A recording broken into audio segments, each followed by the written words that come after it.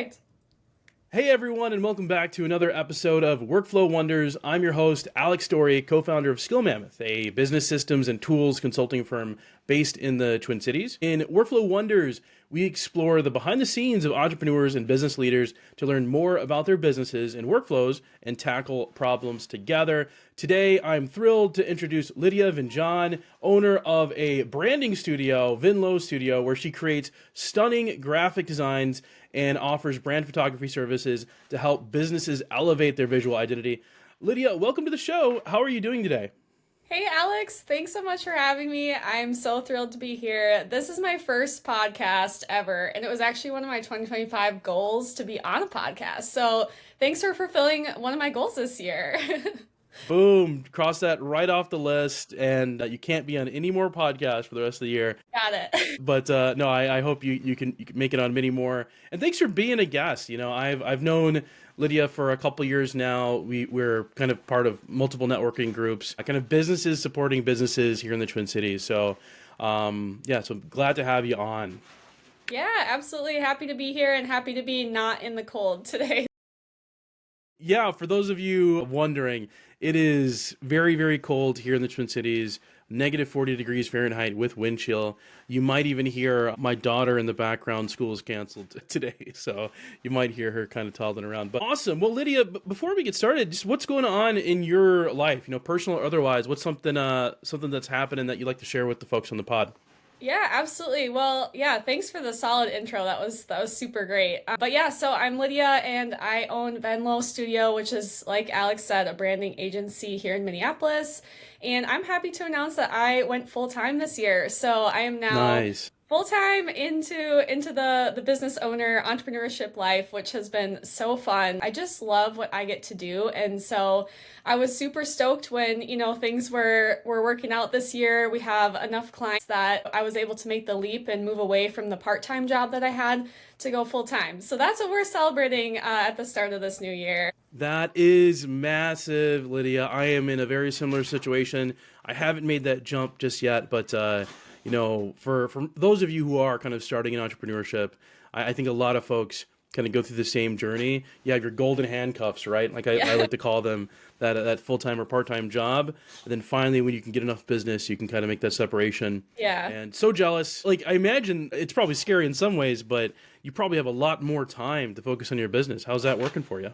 Yeah, it's been so nice. I just feel like getting that extra time back was really great timing because February has been a really busy month for us, which is such a blessing. I'm so grateful for the work coming in, but there's still some late nights working. It's kind of this like hustle mode starting out, making sure everything gets done on time because I don't want to miss a deadline. But yeah, that hustle is just a temporary season until we can get to a better work-life balance. But the time added back to my schedule has been really nice. So Awesome. And yeah. how did you get started in graphic design and Yeah. brand photography? Yeah, great question. So I actually went to school for graphic design. I went to Iowa State. They have a really good design program down there, and so I did that whole thing and studied graphic design in combination with a marketing minor. So I was very much so the creative that also liked to have the strategic backbone of, the business world and just making sure that I'm not only creating designs that are beautiful, but that are strategic for, getting a business off the ground. So that's always been a passion of mine. And then the photography piece kind of paired in there. I studied abroad in Rome, Italy, which was such an amazing experience in college. And I took a photography class there, and it was kind of based on like documenting like the life, like the day in the life of like Italians and just like how they live and what their culture is. And so I fell in love with documenting visuals and just like photographing people in their everyday life and like capturing the joy that they have in like the smallest moments. And so that was kind of where I was like, okay, I really like the artistic side of photography. How can I pair that in with graphic design and with marketing? And brand photography was kind of the perfect mix of all of those things. And so that's kind of where that took off. And so out of college, I got a couple different jobs, and then was kind of building my business on the side until I was able to dive full time into it. So that's where we came from. Awesome. That's so cool. I did not know that about your trip to Rome and the documentary. Yes. That is so unique and interesting. Yeah. How, I guess, when you think of your customers and the people that you work with, are there any folks that you like to highlight, any projects that you like to share with the pod? Yeah, absolutely. So I'm slowly kind of figuring out my niche. That's kind of taken something that's, it takes some time to figure that out. But one project that I finished and is still ongoing actually is a rebrand for a maple syrup company local to the state of Minnesota. Their new name is called Under the Bark Syrup Co., formerly known as Three Rivers Farm, if anyone has heard of that. They're always at art fairs and markets and things like that around here. So if you've been to any of those, you may have seen their booth. But I had a really big role in rebranding their entire business. And so they have 14 different flavors of maple syrup. Everything is handcrafted, high quality, just the best syrup you could possibly have. So I'd highly recommend trying it if you haven't already. But yeah, they obviously got a new name. We did a full visual revamp, new package design, new trade booth design.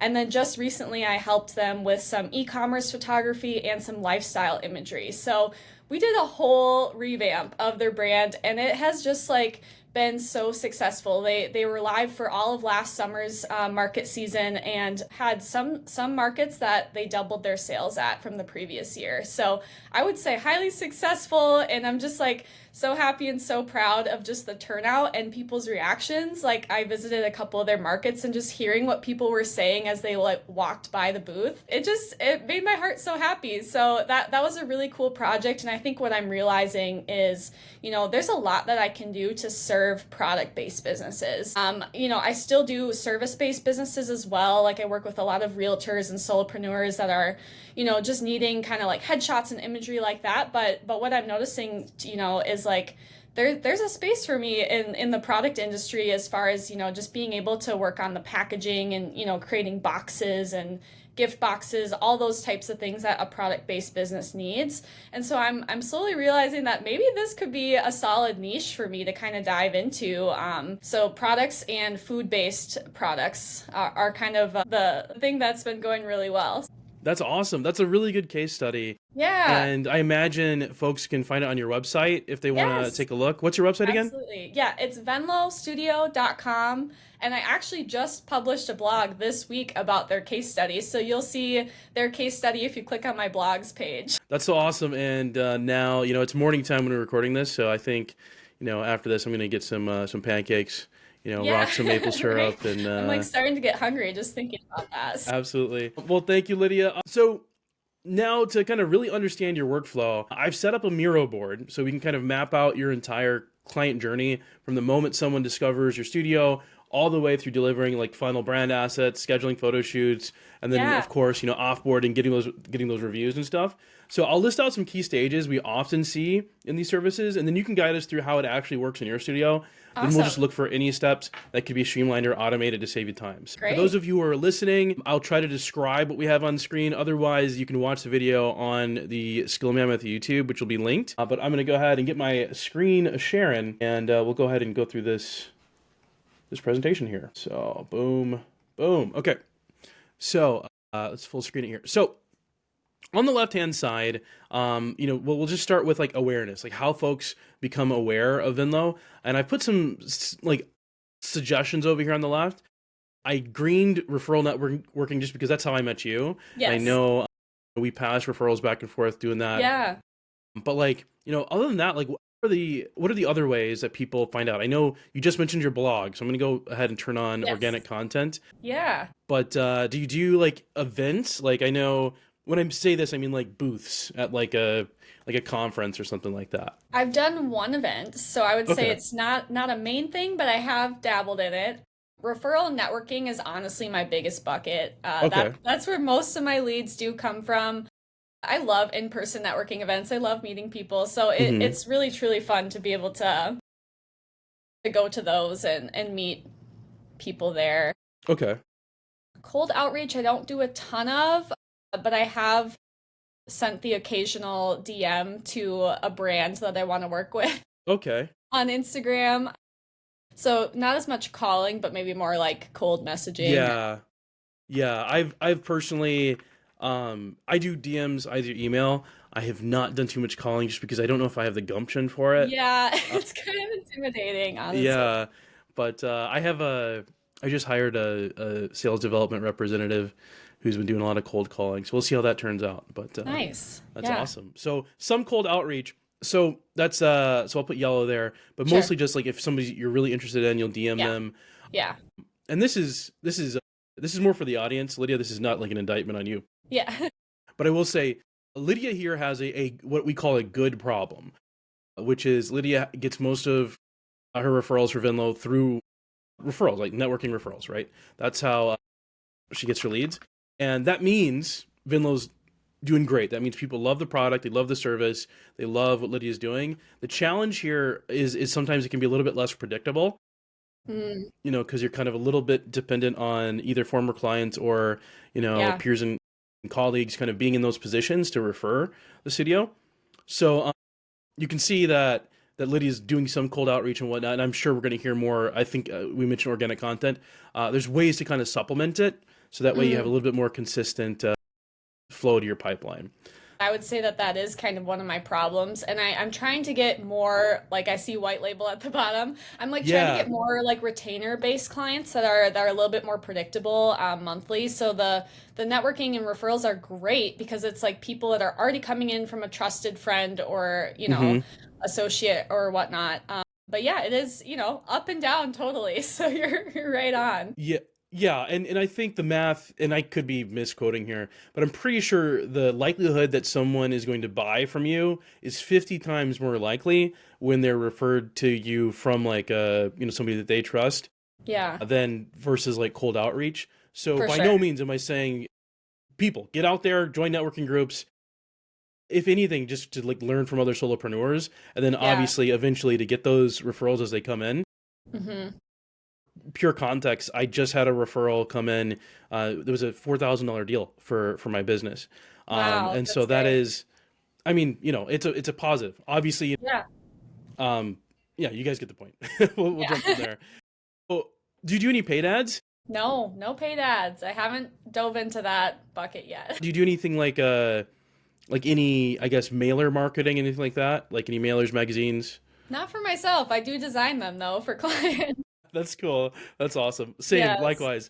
Yeah. Speaking of paid ads, we design a lot of lead magnets for our clients Awesome. that people will target with their paid ads. Yeah. I don't touch the Not actual bids or anything. Okay, cool.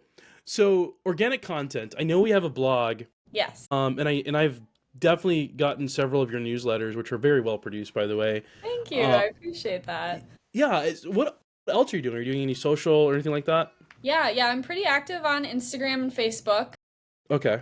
I'm semi-active on LinkedIn, trying to get that one better this year, just since Yeah. there's a lot of business owners there, and that's my target audience. I think that's a good spot to be. But yeah, I do steady organic content. Try to make an occasional fun reel to show the behind the scenes of my business, and definitely try to show my work because I think that's really what stands out is we produce high quality work, and once people see that and see kind of what we can do, I think it can be very appealing. So Yeah. No, absolutely. And I think, yeah, you'd crush it on LinkedIn, by the way. I think, thanks. yeah, I've been steadily posting Yeah. myself, and I don't even know if it's the greatest content, but, Yeah. I've gained several followers on there. Yeah. And, you know, and just last week, the video I posted got over 10,000 impressions. That's amazing. So they're really Congrats. pushing video right now. Yeah. We'll see how long that lasts, but Yeah. yeah. Um, Awesome. so you're already doing reels. Yes.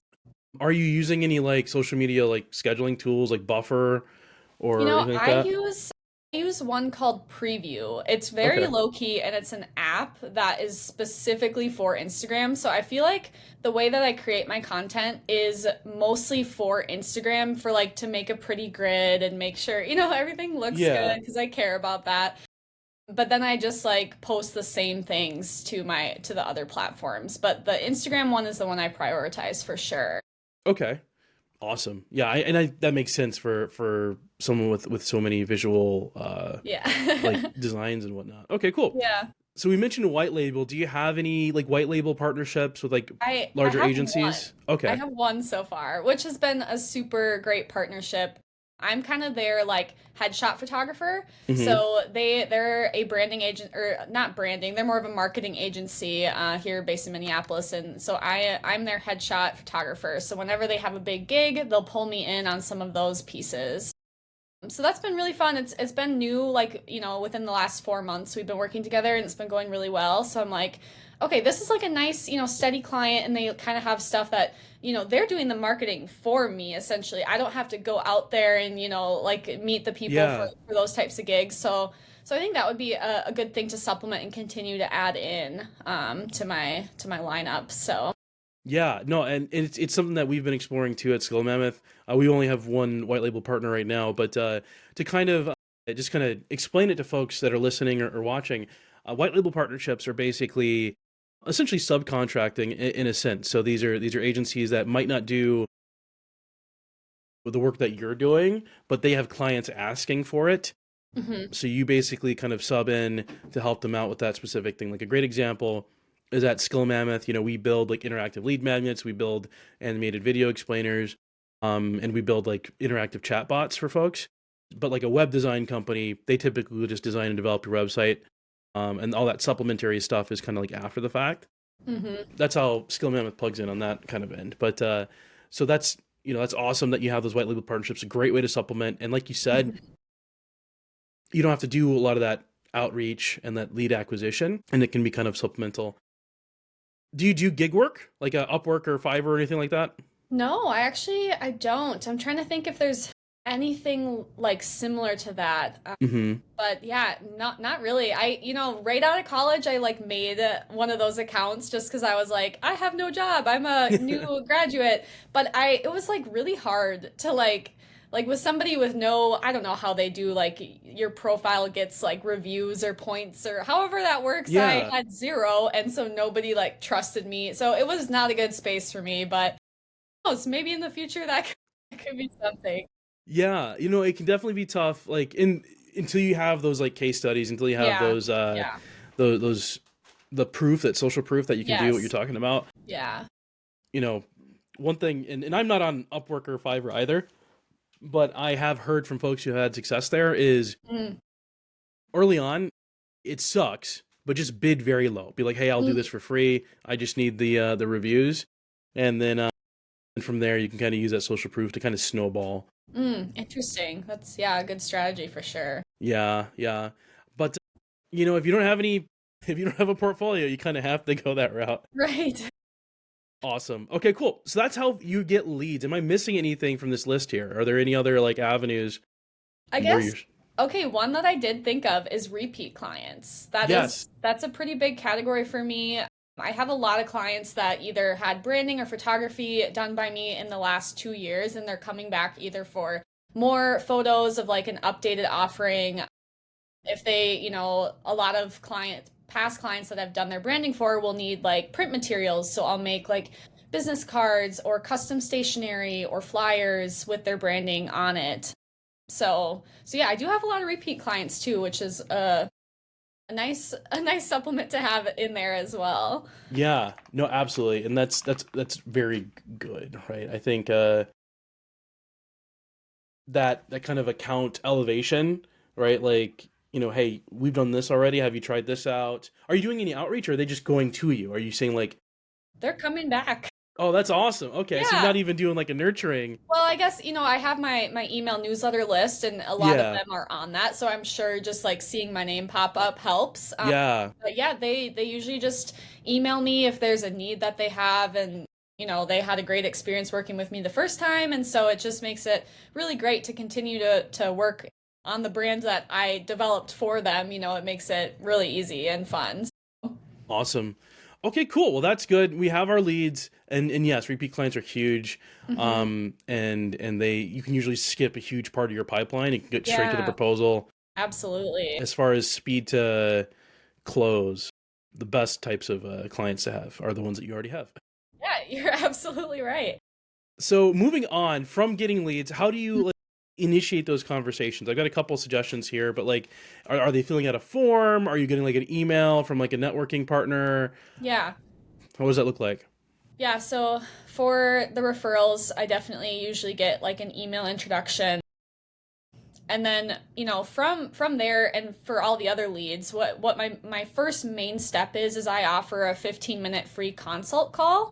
And so this is something that people can book right on my website. That's my big orange CTA button is, schedule a free consult. And the reason I like to do this is to kind of like be able to meet somebody, especially if it's somebody that I don't already know. I like to like get to know them, see their face on a video call and make sure that we're a good fit, because like I would never want to have somebody pay me for something that I don't see like being a good next step for them. Like, let's say they just started in their business, they have 0 clients. I don't know that, a few K, of a branding package would be helpful for them at that point.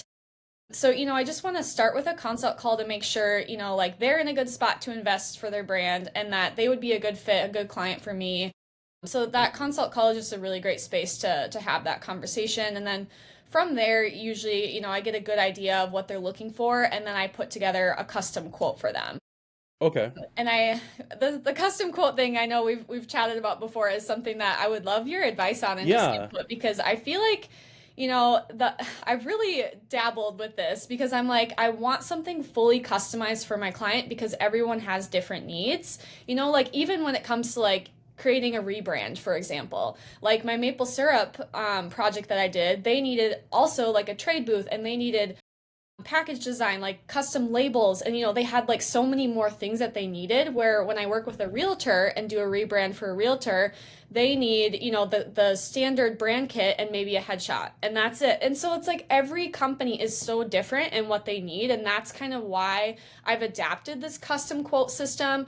But it does kind of slow me down. I mean, there's a lot of steps to make sure that I get everything in the proposal that they would be interested in. Like some clients want me to add videography and some don't. And so I try to tweak the quote and then have kind of those base line items so that they can almost like pick and choose. Like here's the base package, and then they can choose the add-ons that would supplement the base package. So Okay. Yeah. Okay. So I think there's a couple different directions you can go here, and we can jump right into this. So to kind of summarize, for those of you who are on audio, is Lydia does this 15-minute consultation call, which is used to basically filter if folks are a good fit, see if they have the budget for it, and then from there, is it like a one call sales cycle? Or are you doing a follow-up call after this 15-minute? I do one call. Sometimes if I get a good idea of what they want on the lead form, so to schedule a call, I ask like a couple basic questions. Good. Okay. I'd have to pull it up to see exactly what I ask, but it's like, I think I have a line item in there of like, what's your budget? Like, good. Okay. Describe your project and how did you hear about me? There's some basic questions like that, and then pick a time.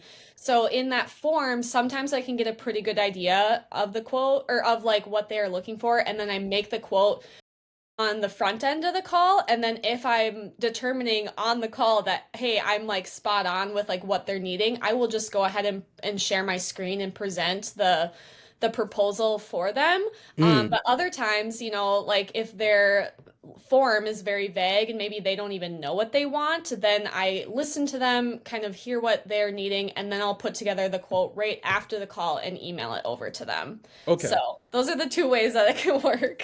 Yeah, that's really good. That is, as far as somebody who has been diving into the world of sales lately, Yeah. that's a really good best practice to kind of do the one call close. People are more likely to buy like when they hear from you, when they learn about you, when they're on that call with you, than any other time. Yeah. So unless they have like lots of decision makers, right? If it's like an enterprise and they have like 30 VPs they have to talk to, which different is story. usually not my audience. Exactly. Yeah. So that's good that you're on the proposal. Yeah. No, that's good to hear, because I honestly like did not know like if this is a good thing. Like I was like, it works for me, but I'm trying to like, see the perspective of my clients and trying to think what is the most efficient, the best way for them. Like I don't want to be wasting their time. I want this to be beneficial, so I'm trying to think about that as I'm putting together this process. Yeah, no, I think it's great. Obviously, I'm not raking in millions or anything, but I think that is I think that's a great practice to have, is just Awesome. talk to the proposal. Some folks, to kind of go like old school sales, you could even like This is as close as you can get virtually to just being like, hey, do you have a credit card? Let's get you rung up right here now. Yeah. So that's awesome. Okay, so then they accept, then they do client onboarding. So right now we're focusing on that custom quote and proposal. Mm-hmm. Couple thoughts, and I'll see if I can, I'll on my Miro board here, I'll just get a new frame, and we'll just build just a rough automation. So there's a couple different ways you can automate this. So the first one is you could use a tool like Fathom or Firefly's AI. Have you used those before? No, I've never heard of that. So what they are is they're like note-taking tools. So Okay. they join the call with you, they record everything, and they create a transcript. Yes. And Okay. most of So the time they're free. Okay, so I use a CRM called Honeybook, which maybe you've heard of. It's a pretty popular one. They just introduced a new AI tool that is like their Honeybook note taker. So maybe it's Cool. very similar to these two things, but Honeybook will jump on a call with me, and take notes and then email them to me afterwards, which has been really fun. Like it's a new feature, so I'm a big fan so far. No, that's awesome. That is exactly what you need. Just double check. The one recommendation I would have, and this is with basically any tool that you're ever choosing in your suite, your tech stack, double check if they have API capabilities, right? If they have Mm, plugins to mm-hmm, like if they have an open API that you can take a look at, mm, or if they have like integrations with tools like Zapier, mm. Make.com, or N8N, because that'll allow you to plug it in to some of other Cool. tools to kind of automate it. Like Awesome. Honeybook might have this. I know in my research when I previously looked at it as a CRM, I think they had this kind of stuff, but just to double check there if Okay, they have yeah. that. But if it That's does, and even if it doesn't, since you get it via email, there's a couple tricks you can do as well. So okay. the next step then would have so you would go to the meeting, you'd get that recap of what Mm-hmm. you and the customer talked about. That transcript would then be sent to a database. Mm. Oh, and that can be as simple as Google Sheets, right? It doesn't have to be anything Mm-hmm. fancy. Mm-hmm. But Airtable would be my recommendation. But Google Sheets or Airtable. Then, and to send it to that database, if it doesn't have an API, then you would just have a watch your email like automation. Mm-hmm. If you see a email from Honeybook, take the text and put in database, right? Mm. So that would be kind of if it doesn't have that connection, Mm-hmm. what you would do. You'd have to be a little bit more custom with your instructions, probably throw some filters because you Mm-hmm. don't want to necessarily get a random email there. Right. But that would be the kind of like the hack way. So Cool. Yeah. if no API, and then if API. Oh, so and this sounds more complex than it actually is. So once it's in the database, then also in that database would be your pricing. Mm. Also in the database have basic pricing and tiers and deliverables, right? Mm-hmm. Based on that. And then what you would do is you would plug in AI, usually OpenAI or DeepSeek, right? These days, it's a Mm. lot cheaper because they charge per usage. And unless you're doing massive volumes, this is not going to cost more than $10 a month. So you build an agent to read the transcript, and just with some clever prompting, you're an expert at branding sales. Read through this document and see what is the best quote based on this list of pricing for this person, right? Mm-hmm. And build a Wow. quote. And this might, depending on, because you have to send it to your proposal tool, right? You also use Honeybook for your Yes. proposal. Yep. So then the next step would be this. So you would have to kind of, parse and just play with the output Mm-hmm. of the OpenAI because it might just send it out in text. So you Mm-hmm. have to figure out how to, and somebody could help you, like either me or somebody else could help you take that and put it into the different fields. Mm-hmm. So then when draft a proposal in Honeybook. So you'd parse and play with the output from the OpenAI, and then the next automation would be draft a proposal in Honeybook, and then each line item would match or whatever, right? Mm-hmm. And then you could even throw in some other text stuff, right? So you could do like use OpenAI or even just a template, right? Like a template you've actually written, and then OpenAI just fills in the blank to personalize like the header. I know with my proposals, I typically have a little like, like, hey, Lydia, thanks for the conversation. I put together this proposal for you, etc. And then with their information, and then you can go from there too, right? Like you can get as custom as you'd like to add supplementary stuff. I like to put ROI calculators in my proposals. You could Cool. probably add That's a that. really good idea. Yeah, yeah. And so then you have a nice clean proposal, and that took a lot of the work out of it. You do have to, I would add just early on, just a human check, right? But even if you're going in and checking it to making sure it's like legit, that still saved you all this time Yeah. of like generating the proposal, and then you just got to go in and tweak a couple things if you need to, versus starting from scratch. Right. And then you'd send it over to the customer, and you can even automate that too, right? Just have an email automation to send it over. Yeah. And then if you want to get super crazy, you can even have automatic follow up. If they don't accept in a certain period of time, then Yeah. you follow up with, That would hey, did you be check that out? That'd be really nice to implement, honestly, because sometimes I do just like, I'm sending out proposals pretty often, and I do just kind of like forget if they don't respond, and it's been a couple weeks, So, Yeah, yeah, and that's huge. Follow up is key, and even like breakups. Like I have a client right now that I'm working with that just ghosted me for like a solid like we'll say like a month. And finally I was like, hey, it doesn't look like this is something that you're interested in. Just reach out to me if this is something that you ever want to do. And even yeah, just sending that was like, he's like, oh no, I am interested in. Can we schedule a call right now? And I'm like, cool, all yeah, right, yeah, yeah. So like, it's one of those things where like you feel like you might be bothering folks, but as long as you do it in like a polite way, yeah, it might yield more business for you. So, yeah. for the folks who are on audio, I did put all this in a workflow in that Miro board, which will be linked on the podcast, so you guys can take a look and view it yourself. But if you're looking to automate quotes and proposals, this is a start. You can obviously reach out to me to help out with some of the more technical specifics, but you can use tools like Make.com or Zapier to kind of get you started there. So awesome. But that is one way that I would do it. So there's a tool I use called Quiller. If you haven't heard of Quiller, it's a fancy proposal tool that you can put the proposal in front of the client, and then as soon as they hit accept, it'll prompt them to pay. So it's like that 1-2 punch. They accept and pay all in one. I think Honeybook does something similar. Yeah. And so I assume Honeybook can do this. But what is really cool about it is they can select packages. So I typically, whenever I have a proposal, I at least have 3 options. There's a whole psychology thing about like price anchoring, right?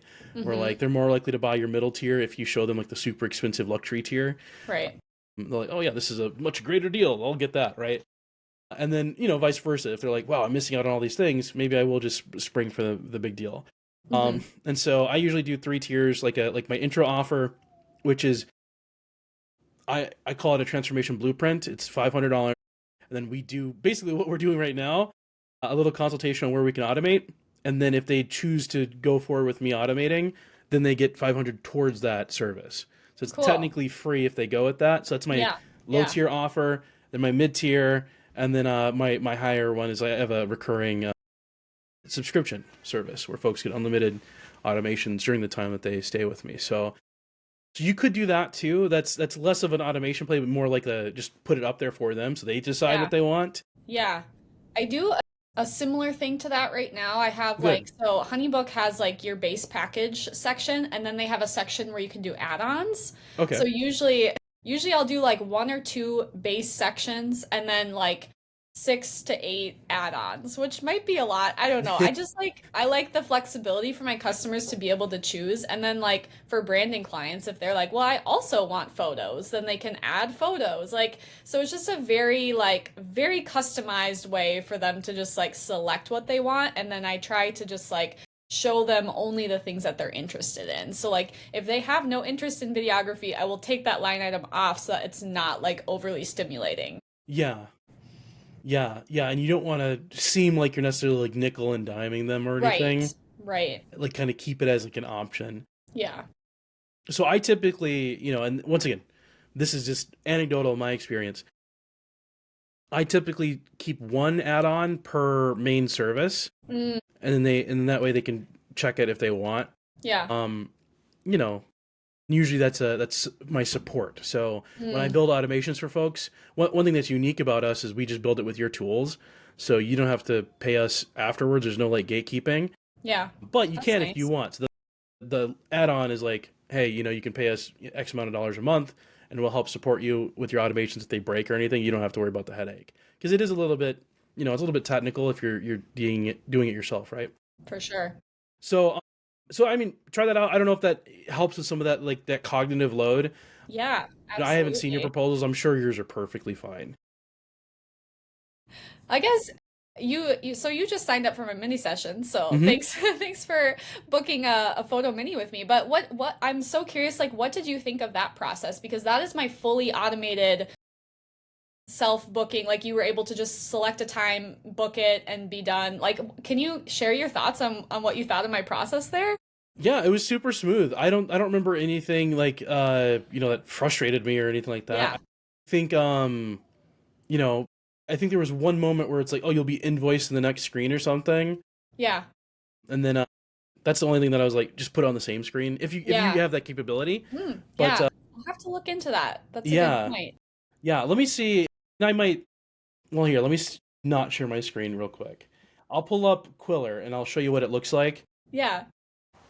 and why I've opted for that. But and not that it's better or anything. This is just my preference. Yeah, no, I And never heard of that tool either. So, yeah, yeah. So I'll share kind of what it might look like. Okay, so this should be popping up for you, Lydia. Here. So this yeah. is Quiller, and it's just a nice fancy like basically you get a little web page similar to Honeybook here, Yeah. and they can Awesome. kind of scroll through. I got my little intro there, and then they can choose these options. So Cool. Yeah. and from there, they can select which ones they want. It'll automatically change the total. They can go Yeah. ahead and check box, like if they want my monthly automation support or the interactive chatbot service, they can do that. It tells them the total due today. Little social proof from Yeah. working with Will there. Yeah. Some frequently asked questions on what it's like working with me. And then all the terms and conditions if they want to read through it. So when they hit Awesome. accept and sign, they can type in their name. They can either type, draw, or upload right their signature, and Yeah. then they can pay right here and there with their credit card. Wow. Oh, that's So nice. I like yes, how everything's like on one page and you just keep scrolling down. That seems like a really nice user experience there. yeah, yeah, and they claim it like increases like close rates by like 37%. Wow. I don't know Yeah. if it's quite verifiable, but Yeah. it's something to check out. But anyway, that's Yeah. Quiller. Awesome. Yeah, I would at least trial it if you haven't already. I Yeah. know you're already using Honeybook, and if it's your CRM and everything, it might be easier just to stay Right. in one ecosystem. Yeah. But yeah, awesome. Well, hopefully Cool. that's some different options. So you can use Yeah. tools to help you with that quoting and onboarding process, and then or sales process, I should say, and then otherwise you can automate some of that stuff on the back end. Using OpenAI, DeepSeek to kind of be like a little, basically think of it like an intern that is writing your proposals for you. Yeah, And I love that. That's such good advice. And thank you for like breaking out like how that automation structure would work. Like it's just mind-blowing to me how you can just like unpack these like simple tasks and be like, "Oh yeah, this is how it would work." Like that's so cool. yeah. So jumping back into it, we had talked about sending quotes and proposals that client accepts, and then I assume you do some sort of client onboarding. I assume right in Honeybook with like a client portal. Yes, yeah. My onboarding is very simple, but it's basically just a questionnaire. Like I have just like a bunch of Good. questions so that I can like learn from them, and then within those questions I have them like upload their current or previous branding or Yeah. link your Pinterest board for inspo. Like so that's really my onboarding. It's pretty simple. I just, ask questions to learn and then take that information and build a mood board with it. So Awesome. Do you do like a kickoff call or anything? Yep. Yeah, I Okay. do a kickoff call. It's kind of like a kickoff planning call once I have the mood board designed. So I use Milanote, which is like a really Okay. cool app that has a nice plugin for Pinterest, which I really love, and you can draw in it. So it's very interactive and I can be on there and the client can see where my mouse is. So yeah, so I use Milanote. Yeah, I think it's like Milnote. or Milanote. I think the O is an A, Milanote. Okay. Yeah. Perfect. So I use that for my mood boards and then we'll present the mood board during the kickoff call just to make sure that me and the client are on the same page as far as like visual branding style and like direction of the brand. I also use it for photo shoots too, to do like my shot list, prop lists on here's what to pack for your session, things of that nature. Oh, I love that. Yeah, it's super fun. So that's pretty much the main platform I use for all the planning and all, like it's just like a visual like brain dump space, which works really well for me. So, I love that. So during your kickoff call or in that intake, do you talk about like, here's how you contact me, here is like, how many revisions you get, yep. okay, Yeah. cool. Yep, that's all that information is both in the proposal and we Okay. do talk about it on the kickoff call as well. So timeline, that's something we go over and that's on my mood board Milanote page so that they know when to expect to hear from me, all the different stages of the design process, things like that.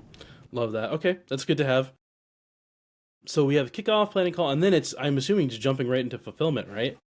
So, Yeah. I mean, branding and photography are a little bit different here. So with photography, it's like we have the photo shoot, okay. and then, I take a week or two to edit, and then I deliver all the photos via an online gallery called CloudSpot. Okay. And then for the branding process, yeah, I'll let you. Yeah. Yeah, Catch up perfect. here. Yeah. Yep. And so then for the branding process, that one, there's a couple weeks of me designing and coming up with concepts, and then I present the concepts to them.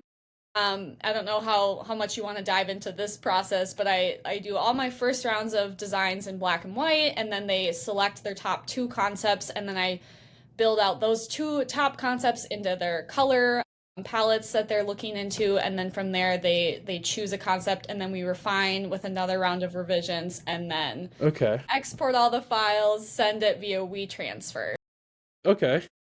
That's a lot. I think I got close. So you kind of like do that concept, like we'll call it discovery or assessment, just kind of your brainstorming. Yep.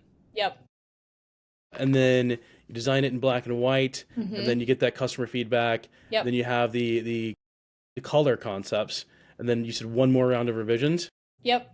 And if sometimes they don't have any, sometimes they're like, it's perfect, this is what I want, and I'm like, great. But yeah, I do include two total rounds of revisions, so one happens at the black and white stage, one at the color, and then final. Okay.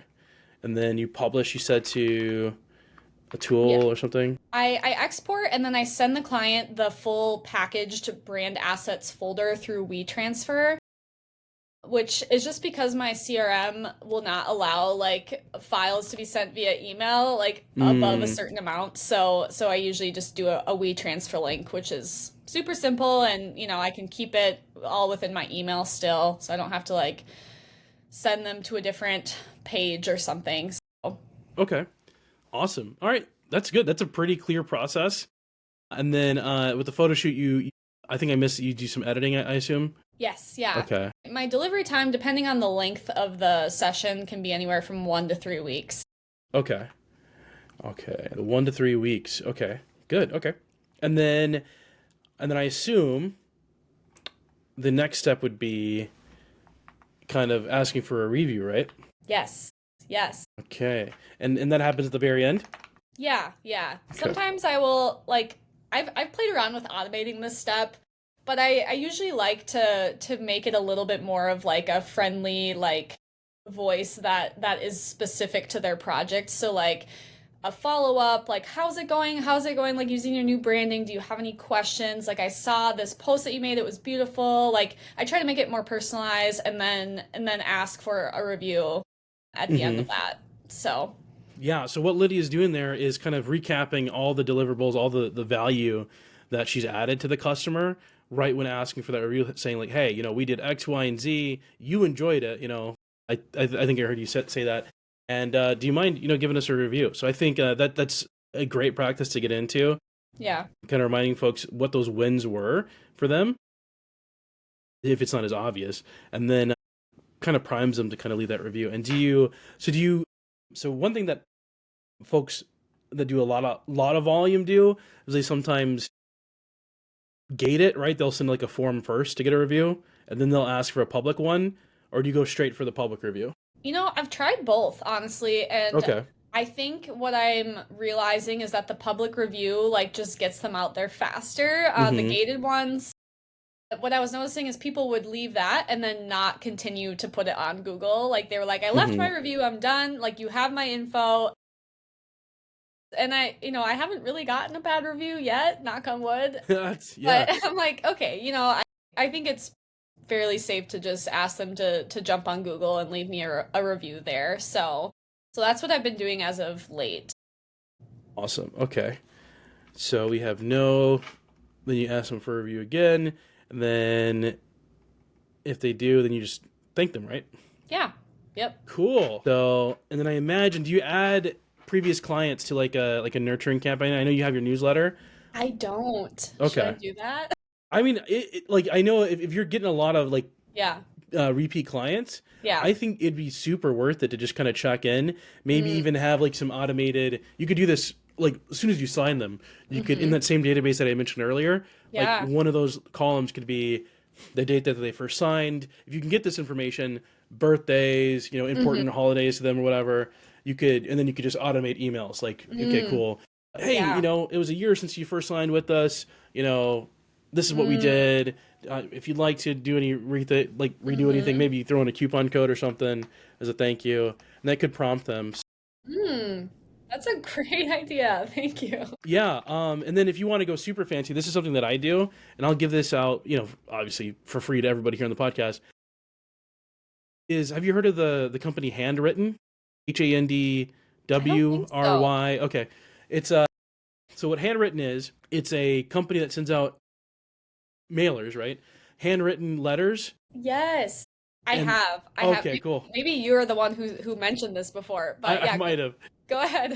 Yeah, so it's they use actual robots that hold a pen in their hand, and then they write a letter for you, and then they'll mail them out for you. So it's a little bit more personal.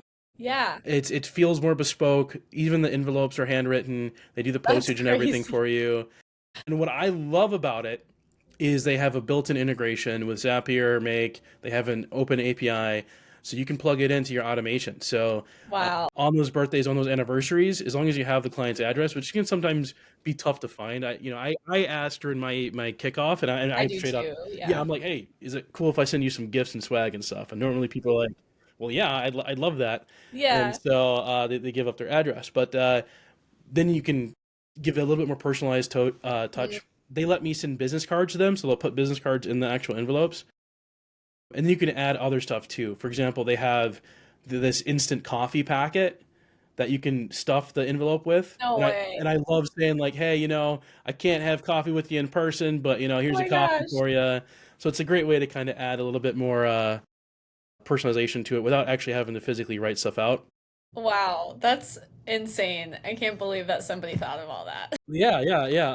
I was talking to Paul the other day, and he says, "Dude, I just want to get one of those robots New team because member. he's sending out a ton of letters right now." But Yeah.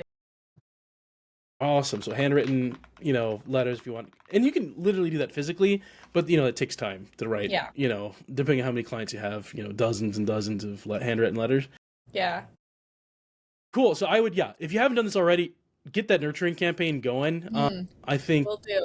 yeah, and then just you could set up with milestones, even if you don't have like key dates, just do like Yeah. a 30, 60, 90 day, etc. Yeah. And Yeah. then drip certain things to them, like, okay, here's this case study. Oh, here Mm, is how you should be doing at this date. And so, for those of you who are parents, I'm just going to use this as an analogy of what I think is one of the best nurturing campaigns out there that I've experienced. If you're a parent and if you've used the service Love Every, which is like this basically a kit of toys that are developmentally appropriate for your kids, and they send you in like a kit based on their age, they have, because they know your daughter or son's age, they know exactly where they're at milestone wise. So they give tips that are so relevant to where you're at as a parent in that moment that, like, I love them so much. I'll pay for them until she's 5 years old. That's a great example of how you can personalize your nurture campaigns, and add value.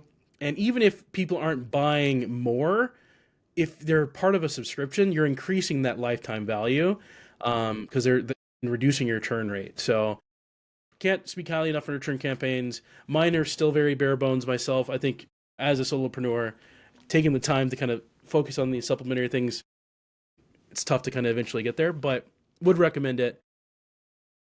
Awesome. So, Lydia, thank you for letting me deep dive everything in your process there. We kind of went through a whole bunch of different steps. And Yeah. thank you for opening your company and what you're doing to the pod here. I'm going to go ahead and stop sharing my screen. And we'll just round out with some, I guess, some rapid fire questions. Yeah, You kind sounds of, great. yeah, absolutely. So, yeah, one question I like to ask everyone on the pod is, what is one productivity or tool hack that changed the game for you as a entrepreneur? Productivity. Okay, this is gonna sound really funny, but I use a time tracking app called Toggle, which I'm sure you've heard of. Yeah. I love tracking my time now because what I noticed is like if I'm committed to working on a project and I just like need to get something done, I'll just like clock in and then I'm like I'm on the clock. Like I can't scroll on my Instagram feed and be distracted. Like I have to like Mm-hmm. keep working on it and get this done. And I think it's such a simple thing, but it's been like really helping me like stay focused. So, and then it's like fun to look back and like see like the graph, like the pie charts that they make for you on like, here's how much time you spent on this compared to this project is this amount of time. And, if I keep doing this for projects, I think it'll be really insightful down the road too, to look back and just kind of like review, like, with profitability as well. Like, I spent way too much time on this project for not enough money and it's, not evening out very well compared to this project went really well because I was able to be very efficient, get things done fast, and the profit was higher. So I think it'll be really insightful down the road, but that's something I started doing this year and it's been really helpful to just keep me on track. Yeah, I can't recommend Toggle enough, Lydia, and to everybody here on the pod. Even if you are an individual contributor or you're working a salary job, check it out. I think many of us, especially in the we'll call it like desk job space, that are salary, that aren't clocking on or off anymore, we can do this thing called productive procrastination, where we Yes. focus on the tasks that actually don't yield any results. And Yeah. Toggle is a great tool that'll kind of, as long as you use it correctly, it'll show you, it'll highlight, hey, you wasted all this time Yeah. not doing anything that was actually productive. So check it out. It's free to use. I think Yeah. they only charge if you start adding more people to it, like for a team or something. Yeah. Yeah. So yeah, definitely recommend it, and to kind of showcase where you're spending too much time and where you could Yeah. be kind of cutting things down. Yeah, for sure. I'll piggyback off what you said, Lydia. Have you read the book Deep Work by Cal Newport? No, I haven't actually. Yeah, so I'm a huge reader. I would I like recommend. books too. Yeah, yeah. So Deep Work by Cal Newport. He's like a professor, and he kind of focus on like how to be productive, and how to get more work done in this day and age, in the social media age. And there's some tips there about like how to kind of plan your day, to make sure you're super productive. One of them is what I do every day, which is wake up really damn early. So 4 a.m., where there's Man. no possible distractions, so you get so Yeah. much work done. But Yeah. not for everybody, right? Yeah, for sure. Anyway, awesome. So thank you for sharing that. Another thing is, if you could automate anything in your life, personal or business wise, what would it be? Man, okay, the first thing that came to mind was like a perfect cappuccino just in my hands when I wake up and walk down the stairs. That, Like yeah.